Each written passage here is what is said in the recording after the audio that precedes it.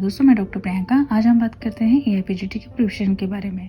तो दोस्तों, आज हम बात करेंगे यहाँ पे चरक पूर्वाध के अध्याय 4 के बारे में, जो कि है षड विरेचन शत अश्रितीय अध्याय।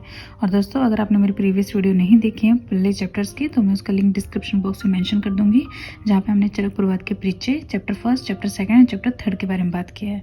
तो अगर आप मेरे चैनल पर नए हैं तो चैनल को लाइक शेयर सब्सक्राइब करना ना भूलें और बेल आइकन प्रेस करें, ताकि मेरी हर वीडियो का नोटिफिकेशन सबसे पहले आपके पास पहुंचे। तो चलिए दोस्तों, स्टार्ट करते हैं षड विरेचन शत अश्रितीय अध्याय के बारे में। दोस्तों, यह है चरक पूर्वाध का अध्याय 4, जो है षड विरेचन शत अश्रितीय अध्याय। इसमें है वोमन विरेचन योग के बारे में बात किया है। तो ई खलु षड विरेचन शतानि भवन्ति, चरक सूत्र चैप्टर 4 का 3 का श्लोक है ये। आयुर्वेद में 600 विरेचन योग बताए हैं। तो जैसे कि आप जानते होंगे, अब वमन योग कितने हैं? वमन योग 355 है और विरेचन योग 245 है, यानी कि वमन योग 355 और विरेचन योग 245 है। अब वमन योग यहाँ पे 6 बताए हैं और 6 ही विरेचन योगों का यहाँ पे वर्णन किया गया है, जो मेन है। मदन फल, जैसे कि वमन योग की बात करें तो 133। तो अब इसको कैसे याद करोगे? एक मदन फल 3 काम करता है, तो ऐसे इसको याद कर सकते हैं 133 नंबर को इसके। अब जुमू तक की अगर बात करें तो 39 मीन्स जिए 7 जिनकी उम्र मोस्टली कितनी होती है कि 60 तक इंसान आजकल जीता है और 21 वर्ष तक उसकी विवाह की आयु होती है। तो 60 में से अगर 21 हम घटा देते हैं तो 39। तो जुमू तक की हमें आ जाएगा। आपको याद करने का एक तरीका बता रही हूँ, बाकी आप अपने ट्रिक से भी कोई ट्रिक लगा सकते हैं याद करने के लिए, बट मैंने ऐसे किया तो मैं वही बता रही हूँ आपको। तो उसके बाद है इक्ष्वाकु। इक्ष्वाकु यानी कि आपको पता ही होगा, जैसे त्रियेष्णा चैप्टर है जिसमें 3 इच्छाएं हैं। तो हम इक्षु, अगर कोई इक्षु हमसे मांगे तो हम 3 की जगह 3 इच्छा ही क्यों मांगे, हम 4 इच्छा मांगेंगे। तो 4 इच्छा वाला, तो ऐसे करके याद रखोगे 45। उसके बाद है धर्मार्गव। धर्मार्गव के हैं 60 योग है, मीन्स धर्म के काम 60 वर्ष के बाद होते हैं। उसके बाद है ये ऐसे, मतलब आप रियलिटी मत ले जाना कि धर्म के काम आपको 60 वर्ष बाद ही करने हैं, बट ये सिर्फ एक ट्रिक है। उसके बाद है वत्सक। वत्सक मीन्स 18 वर्ष तक वत्स होता है, बाद में वैसक हो जाता है, तो वैसे आपको याद करना 18, ठीक है।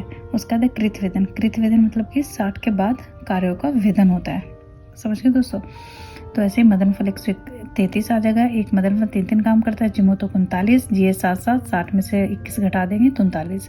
इक्ष्वाकु मीन्स 45, 4 इच्छा वाला। धर्मार्गव मीन्स 60, धर्म के काम 60 वर्ष के बाद। वत्सक मीन्स 18 तक वर्ष वत्स, बाद में वैसक। कृतवेदन 60 के वर्ष के बाद का कार्यों का वेतन। उसके बाद हम याद करते हैं विरेचन योग, यानी कि श्याम त्रिव्रत। इसका 110 इसके योग है, मीन्स एक त्रिव्रत 10 वेग वाला। ऐसे याद करोगे, एक त्रिव्रत 10 वेग वाला। चतुरंगुल, जैसे कि आपने देखा है किसी की 6 उंगली होती है ना, तो उसी तरीके से हम कैसे याद करेंगे? चतुरंगुल वाला 6 और 6 12, एक हाथ की 6 तो दूसरे की भी 6, तो 12 उंगल वाला। तिलवक 16 वर्ष में रक्त स्तंभक, ठीक है। ऐसे ही याद करना है कि 16 वर्ष के बाद रक्त स्तंभक हो जाएगा। उसके बाद सुनुही आपको पता है कि दूध है ये, है ना, तो ये सुनुही का दूध 20 रुपए लीटर, ऐसे याद रखोगे 20। सप्तला शंकनी, ये जिमो तक के 7 का है, मीन्स जिए 7 उसी के तरीके से आप याद करेंगे 7 सप्तला, जैसे जिमो तक 7, एक सप्तला, एक 7 का शंकनी, ठीक है। दंती द्रवंती, इसके 48 मिनट डी 48 घंटे बाद क्लियर होता, तो पहले आपको पता ही हुआ है सब चीज।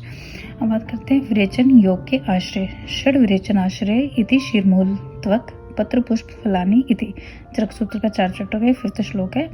मूल, त्वक, पत्र, पुष्प, फल और शीर के बारे में वर्णन किया गया है। इसके बाद बात करते हैं विरेचन द्रव्य के आश्रय के बारे में। श्री विरेचन द्रव्य के आश्रय 7 है। मूल, त्वक, पत्र, पुष्प, फल, कंद, निर्यास। मीन्स कंद मीन्स लहसुन का नस्से, है ना।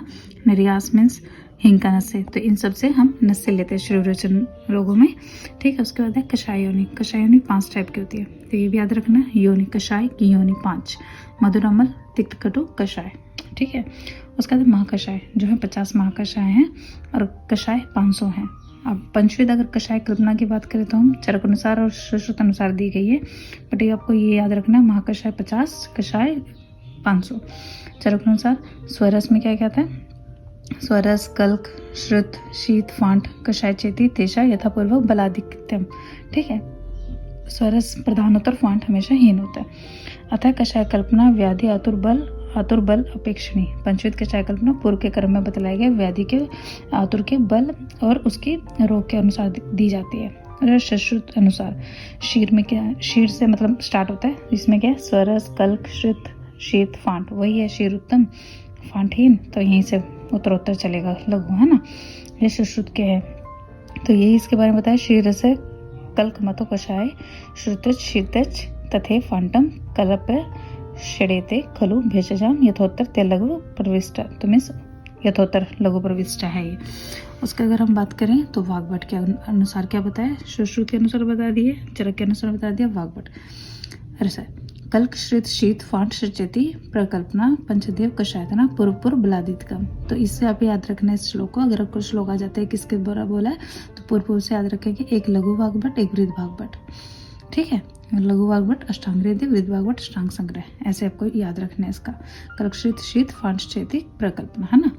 अब चक्रपाणी के अनुसार कषाय कल्पना की बात की जाए तो कषाय कल्पना यानी कि कषाय की कल्पना कैसे की है। कषायानाम यथोक्तम द्रव्यानाम कल्पनम उपयोगार्थ संस्करण कषाय कल्पनम संस्कार करके उनका, जैसे कि सवरस है, यंत्र निष्पीडित्याद द्रव्याद रस स्वरस उच्चते। किसी यंत्र में किसी को पीस के उसका रस निकाला जाए तो वह है सवरस। कल क्या है, यह पिंडो रस पिष्टनाम सकल्क प्रकृतित है, मीन शील बट्टे से जैसे पीस के कोई चटनी टाइप बना लेना तो वह है कल्क। श्रुत और क्वात क्या होता है, वहिनो तुकवेथम द्रव्यम श्रुत माहु चिकित्सित का, मीन्स अग्नि में गर्म करके क्वाथ बनाना उसका, समझ रहे। उसके बाद है शीत। शीत क्या है, द्रव्याद अपिथो तत्वय अतोय तत् पुनर्निर्देश संस्थितात, मीन्स रात को द्रव्य में पानी के पास रख देते हैं, उससे इसका ये शीत हो जाता है तो वो द्रव्य यूज करने वाला हो जाता है। अब फांट की बात करें तो क्षिप्तवो उष्णतोय मृदितम तत् फांट प्रकृतितम, गर्म पानी में द्रव्य को मृदु होने के लिए छोड़ देते हैं। तो ये है इसकी कषाय कल्पना। 5 कल्पना ये हो गई जिनके बारे में हमने बात करी। हम बात हैं महाकषाय दशमणि, जीवन्य वर्ग से स्टार्ट करते हैं। 10 नहीं, इस जीवन्य वर्ग आपको पता ही 6 आते हैं इसमें, जीवन्य भ्रीण्य लेखनीय संधानीय दीपनीय भेदनीय, है ना। जीवन तृप्त है 6 से, कि जीवन्य भ्रीण्य लेखनीय संधानीय दीपनीय भेदनीय, है ना, ऐसे याद रखना है। उसके बाद है तृप्तिहन अनादि वर्ग, इसमें भी 6 है, तृप्तिहन अर्शोहन कुष्ठगन कंडू कृमि विषगन, ये याद रखना पड़ेगा। तृप्ति कैसे होती है, अर्श अगर ठीक हो जाए, किसी का कुष्ठ ठीक हो जाए, कंठू ठीक हो जाए, कृमि हो जाए, विष, तो ये तृप्ति के साधन काफी है। स्तन्य जनन आदि की बात करें तो स्तन्य जनन, स्तन्य शोधन, शुक्र जनन, शुक्र शोधन, स्तन्य बनता 4 दिन में, तो ऐसे याद रख सकते हो। स्तन्य बनता 4 दिन में, आपको बताइए तरक जी ने बताया कि माता में स्तन्य 4 दिन बनने लग जाता है ना, ऐसे याद कर सकते हो। इसके बाद हम बात करते हैं बल्यादि वर्ग के बारे में। बल्यादि वर्ग में 4 बल्ले होते हैं, 4 दिन स्तन्य से ही बल मिलेगा, 4 दिन का जब स्तन्य होगा तो उसी से बल मिलेगा। बल्ले वर्ण्य कंठे हृदय, उसका स्नेहो पगादि उपागादि, यह 7 स्नेहिपिहन स्वेदोपन वमनोपग विरेचनोपग हस्तापनक अनुवासन का और शिरोविरेचन का। तो पूर्वकम पश्चातकम ये दोनों इसमें आ जाते हैं, है ना, स्नेहोपग आदि में। अब उसके बाद है छर्दी निग्रहण आदि वर्ग, इसमें छर्दी निग्रहण, तृष्णा निग्रहण, हिक्का निग्रहण, ये 3 है। छर्दी 3 बार होती है, उल्टी 3 बार होती है, तो ऐसे याद रखोगे।